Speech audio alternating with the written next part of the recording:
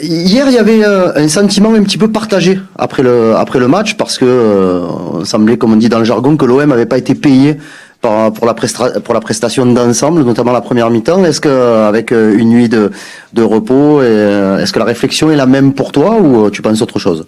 C'est un résultat positif.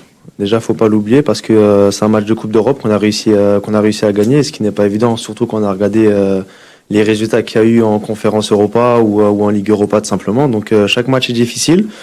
On est très heureux d'avoir gagné ce match, certes, et c'est là où on se rejoint un peu tous, qu'on aurait peut-être pu marquer, voilà, avoir 2 ou 3 buts d'écart, certes, mais il s'est passé la même chose contre Karabakh, il s'est passé la même chose que Bâle, mais on est confiant, on va aller là-bas confiant, on est sûr de nos forces et c'est la 6e victoire d'affilée, donc on est sur une très bonne dynamique et voilà, certes, on aurait peut-être pu partir avec 2 buts d'écart ou 3 buts d'écart, mais la victoire, elle y était hier et on va aller là-bas aussi pour gagner le match. Une petite question sur le but de Dimitri hier. Est-ce que toi, dans ta carrière, tu as déjà eu un coéquipier qui a mis un plus beau but que celui-là? Et si oui, c'était quel but? Voilà, qu'est-ce que tu penses de ce but Non, honnêtement, je pense que c'est le plus beau but que j'ai pu voir sur un terrain de foot, je pense, depuis de nombreuses années. Il a vraiment marqué un but exceptionnel.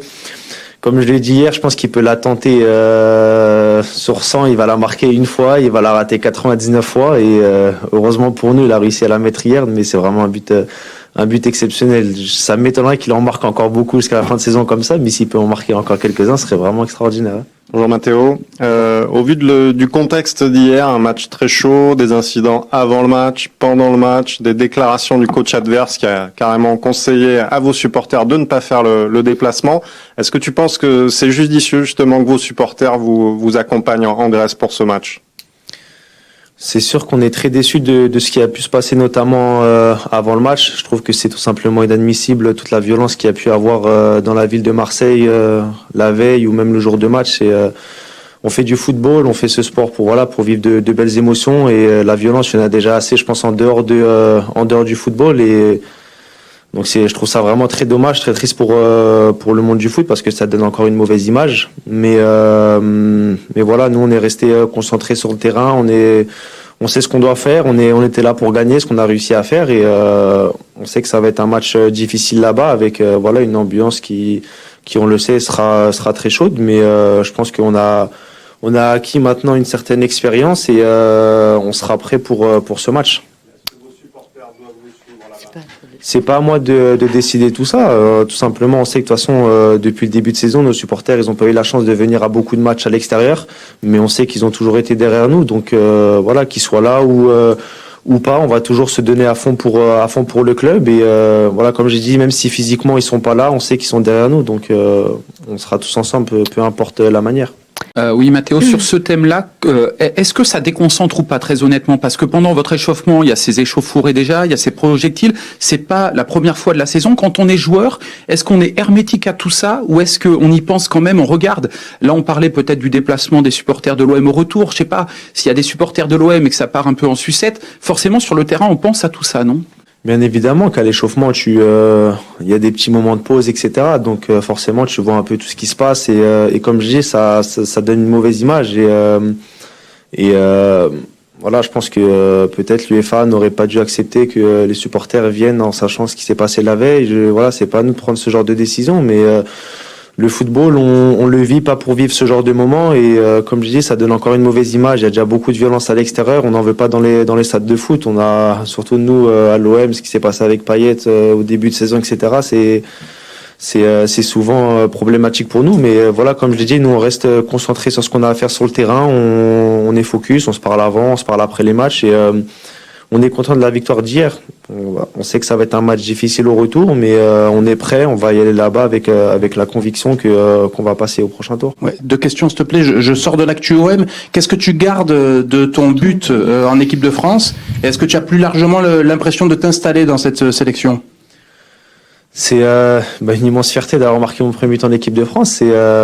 C'est un rêve de gamin déjà d'être dans cette sélection et encore plus tu rêves de moments comme ça de marquer pour l'équipe de France et ça va rester gravé dans ma tête à vie et une immense fierté. Ça vient récompenser le travail que je fais depuis de nombreuses années maintenant et je suis dans ce groupe maintenant depuis pas mal de sélections donc Après, il y a de très bons joueurs à mon poste, il y a beaucoup de concurrence parce qu'on sait que voilà, l'équipe de France, c'est tout simplement tous les meilleurs joueurs du monde à chaque poste.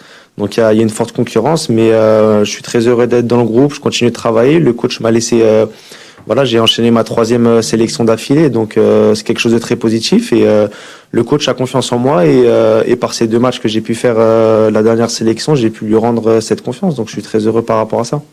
Et la deuxième question sur un partenaire en bleu, justement, Kylian Mbappé. Alors, quand on est joueur marseillais, c'est peut-être pas évident, mais qu'est-ce que tu peux nous dire de ce joueur, voilà, avec qui tu es donc coéquipier en équipe de France et que tu retrouveras dans 10 jours en tant qu'adversaire? C'est tout le monde le sait, hein, c'est un joueur extraordinaire, c'est un joueur qui fait des différences sur beaucoup de matchs, c'est un joueur qui marque beaucoup, il fait partie actuellement des meilleurs joueurs du monde, ça on le sait tous, il nous aide beaucoup en équipe de France, sur la dernière sélection il a été incroyable, il a réussi aussi à me donner une passe décisive, donc c'est beau, mais non, c'est un top joueur et on lui souhaite à tous de faire une très belle carrière par la suite. Bonjour Mathéo, après une toute petite période de turbulence, vous enchaînez un sixième succès consécutif, toutes compétitions confondues. L'embellie est totale à l'heure d'aborder le sprint final. Justement, par rapport à ce sprint final, comment vous le voyez? Quelle sera la clé? Est-ce que ça va jouer sur la fraîcheur physique, mentale, sur les matchs couperés face à Lyon, Rennes, Strasbourg? Voilà, comment vous voyez sans forcément vous projeter jusqu'à la 38e journée? Je pense qu'il faut pas se concentrer sur les équipes adverses. Il faut totalement rester focus sur ce que nous on doit faire sur le terrain, garder notre philosophie de jeu, garder notre envie de gagner. Et c'est voilà, il va rester un mois et demi. Va falloir tout donner et après il y aura les vacances pour se reposer. Mais je pense qu'on a montré beaucoup de très belles choses depuis le début de saison. Donc ça vient notre seconde place au jour d'aujourd'hui, elle vient récompenser tout le travail et voilà, on est armé pour faire une très bonne fin de saison et voilà, mais c'est vraiment se concentrer sur nous-mêmes, peu importe les résultats des autres équipes, si on reste concentré sur nous-mêmes et qu'on suit la philosophie qu'on a depuis le début de saison, ça va bien se passer. Oui, bonjour Mathéo. Bonjour. Je reviens sur Dimitri Payet. Au-delà de sa qualité individuelle, très au-dessus de la moyenne, comme on l'a vu hier. Donc au-delà de ses gestes exceptionnels, qu'est-ce qui vous apporte vous sur le terrain, dans la gestion du jeu, peut-être par son expérience aussi. Voilà, quel rôle est-ce qu'il a vraiment dans cette équipe une fois que vous êtes sur le terrain? Déjà, c'est lui et Steph, ce sont les capitaines de l'équipe. C'est des joueurs d'expérience qui nous apportent beaucoup sur le terrain, mais aussi en dehors. Ils ont vécu beaucoup d'années à l'OM, donc ils ont un vécu. Ils savent comment aborder les matchs, ils savent comment aborder la fin de saison. Donc on discute beaucoup par rapport à tout ça. Et sur le terrain, c'est sûr que Jim, il a une vision du jeu extraordinaire. Il sait toujours où se positionner, être dans quelle zone pour bien faire jouer les coéquipiers. Et comme j'ai depuis le début de saison, il fait une saison incroyable et je pense qu'il est très heureux aussi d'être dans une équipe qui joue comme ça parce que je pense que peut-être il faudrait lui poser la question, mais je pense que c'est l'une des années où peut-être il prend le plus de plaisir aussi à son âge. Donc non, c'est sûr que on est très heureux de l'avoir et je pense qu'il est très heureux aussi d'avoir beaucoup de joueurs de qualité autour de lui qui lui, du coup, ses qualités, on peut les voir plus que peut-être des années précédentes. Bonjour, tu as joué tous les matchs depuis le début de saison. Est-ce que tu peux nous expliquer quel est ton secret pour enchaîner à ce point avec cette activité? Comment se passe ta préparation invisible? La jeunesse, je dirais.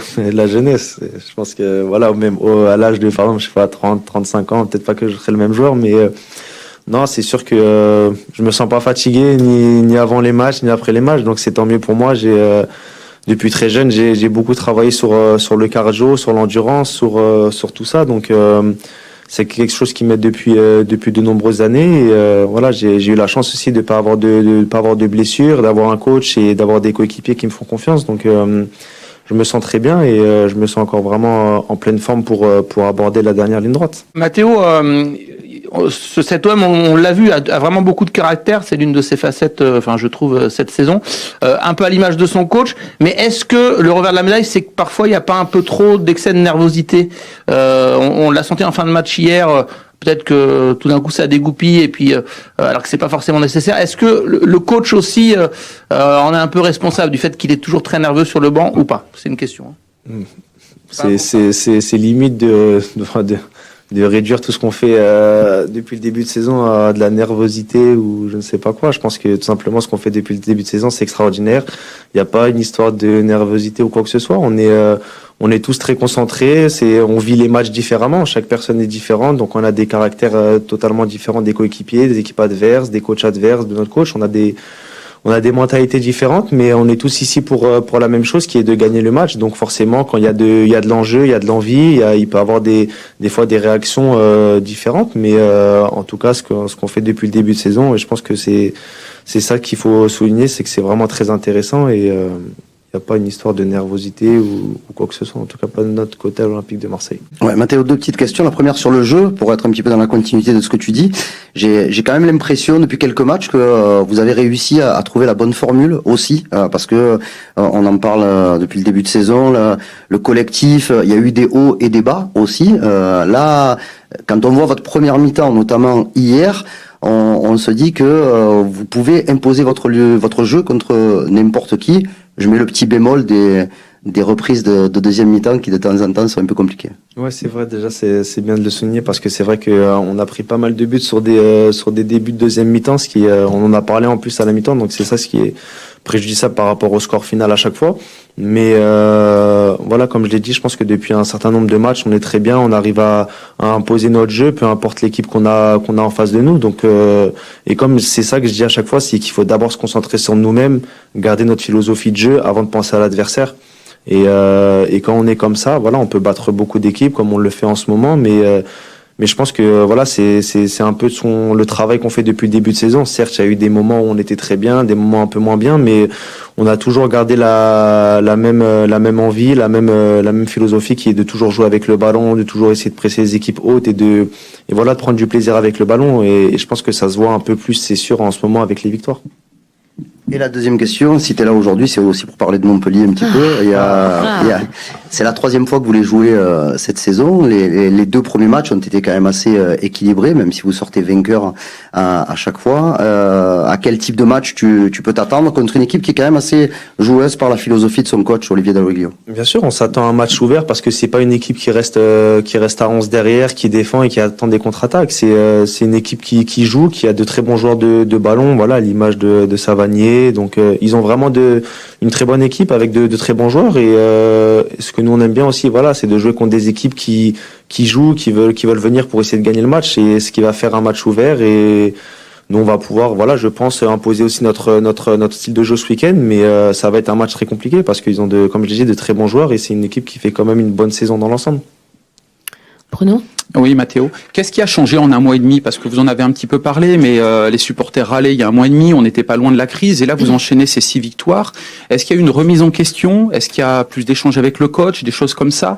Voilà, parce qu'on avait l'impression que ça s'était un petit peu distendu à l'époque, là. Voilà. Pour vous, peut-être, c'était distendu, pour vous, les journalistes, peut-être, mais nous, on sait ce qu'on fait, on sait où on doit aller, on a confiance en nous et voilà, peu importe ce qui peut se dire sur nous, je pense qu'on a toujours su répondre présent depuis le début de saison. On a notre deuxième place, on l'a depuis pratiquement le début de saison, on l'a jamais quitté, à part voilà peut-être quelques matchs où Nice était devant nous pendant un moment.